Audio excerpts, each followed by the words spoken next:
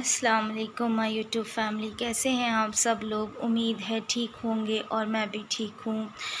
आज मेरी तबीयत ठीक नहीं थी। मैंने कल भी आपको कल के व्लॉग में बताया था कि मेरी तबीयत ठीक नहीं थी। कल वाला व्लॉग मैंने आज अपलोड किया था, तो आज भी मेरी तबीयत ठीक नहीं थी। मेरे सर में बहुत ज़्यादा दर्द था और मैं लेटी रही हूँ, आज कहीं नहीं गई हूँ। मुझे चक्कर बहुत ज़्यादा आ रहे थे। तो अभी मेरे हस्बैंड ऑफिस से आए, उन्होंने मुझे उठाया, मैं थोड़ी सी फ़्रेश हुई, खाना वाना खाया, तब जाके मैंने कुछ व्लॉग बनाया है। तो मैं जब लेटी हुई थी तो मैं एक वीडियो देख रही थी नैना की। मैं नैना के शौहर पे कुछ बात नहीं करना चाहूँगी और नैना के शौहर का नाम लेके अपनी ज़बान गंदी नहीं करूँगी, क्योंकि नैना का शौहर जो है वो आस्तीन का सांप है। जिसको डसता है ना तो ख़तरनाक तरीके से डसता है। मैं बात करूँगी नैना की। नैना, ये आप क्या कर रही हैं? नैना, आप चंद पैसों के लिए अपने खून के रिश्ते बेच रही हैं। आप अपने खून के रिश्ते खा रही हैं। शर्म आनी चाहिए आपको। आपके पास सिल्वर बटन आ गया, आपके पास पैसे आ गए तो आप हवा में उड़ रही हैं, आपके पैर ज़मीन पर नहीं हैं। खुदावन देर नहीं लगाएगा आपको ज़मीन पे गिराने के लिए। शर्म आनी चाहिए आपको कि कुछ पैसों के लिए आप अपने भाई को माशरे में बदनाम कर रही हैं, कहीं का नहीं छोड़ रही हैं। ना ही आप अपने शौहर को रोकती हैं। आपको तमीज़ नहीं है, दो पैसे की तमीज़ नहीं है आपको अंदर बिल्कुल भी। और ये जो आप फ़ैशनबाज़ी करती रहती हैं, ये बता दीजिए कि हमारे इस्लाम में कहाँ लिखा है कि बाहर गैर मर्दों को आप फ़ैशन करके दिखाइए, नील्स दिखाइए बना बना कर। अल्लाह ताला ने जो कुदरती आपको दिया है, आप उसमें बनावटी कर रही हैं, तो इसका हश्र बहुत बुरा होगा।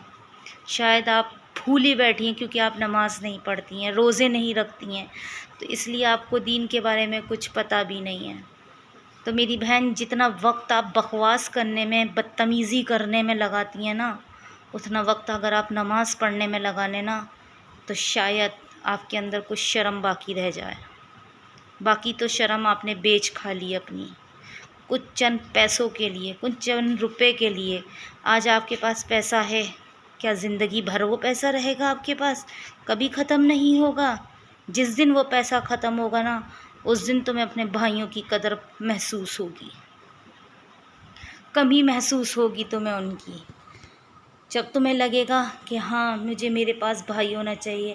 अगर तुम ज़रा सी भी तकलीफ़ में आ जाओ तो तुम्हारे भाई सबसे आगे आएंगे, तुम्हारा शौहर आगे नहीं आएगा, तुम्हारा भाई सबसे आगे आएगा।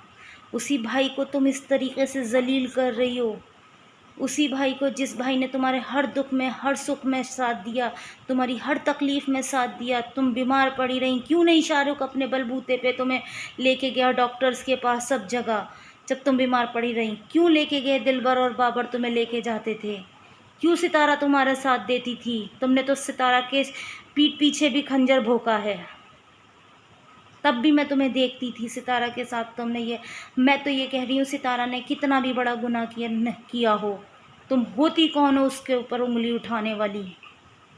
अरे तुम्हें शर्म आनी चाहिए। तुम एक औरत होकर एक औरत पे उंगली उठा रही हो, इस तरीके की बातें कर रही हो, इस तरीके का जलीलपना दिखा रही हो, जलालत पने वाली बात है तुम्हारे अंदर। तुम्हें शर्म आनी चाहिए। तुम मेरी नज़रों से बिल्कुल गिर चुकी हो। जो तुम्हें सब्सक्राइब कर रहे हैं और अनसब्सक्राइब कर रहे हैं, उनमें से मैं एक हूँ जिसने तुम्हें अनसब्सक्राइब किया है, क्योंकि मुझे तुम एक ज़लील लग रही हो, ज़लील औरत लग रही हो तुम, एक नंबर की। तुमने उस भाई को बेच खाया जो तुम्हारे दुख सुख में साथ दे रहा था, तुम्हारी हर तकलीफ़ में साथ दे रहा था। तुमने उस भाई को चंद पैसों के लिए बेच खाया। तुम तो वो औरत हो कि तुम ज़रा से पैसों के लिए तो तुम अपनी माँ को भी बेच दो और अपने बाप को भी बेच दो। इससे आगे मैं तुमसे कुछ नहीं कहूँगी, सुधर जाओ, बस इतना ज़रूर कहूँगी। अपनी आखिरत सही कर लो।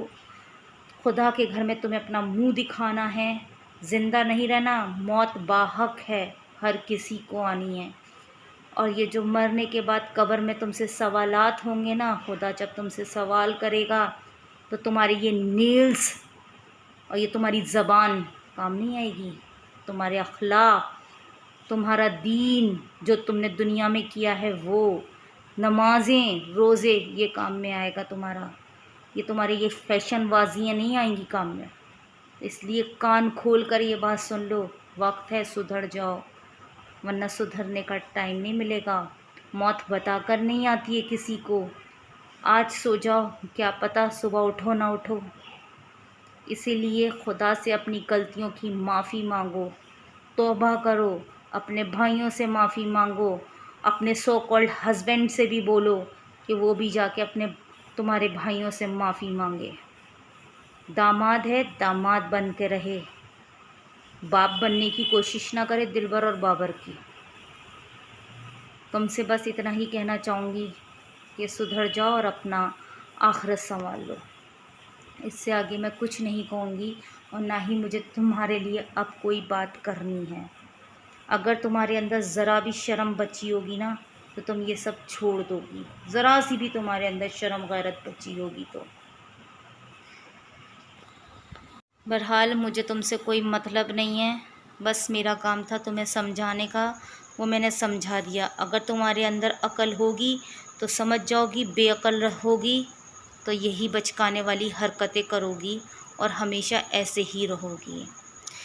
सो गाइज़, अगर आप लोगों को मेरी कोई भी बात गलत लगी हो या कोई भी चीज़ अगर मैंने किसी गलत मकसद से बोली हो तो प्लीज़ आप लोग मुझे कमेंट बॉक्स में ज़रूर बताइएगा और मैं उस चीज़ पर ज़रूर तवज्जो दूँगी। इसी के साथ मैं अपने व्लॉग का करती हूँ एंड, क्योंकि मेरी हो रही है तबीयत थोड़ी सी डाउन और मेरे हो रहा है सर में दर्द। इससे आगे मैं कुछ नहीं बोल पाऊँगी। और जो भी मैंने बोला अगर आप लोगों को समझ में आए तो प्लीज़ मेरे चैनल को लाइक करिएगा, सब्सक्राइब करिएगा एंड शेयर करिएगा। अल्लाह हाफिज़।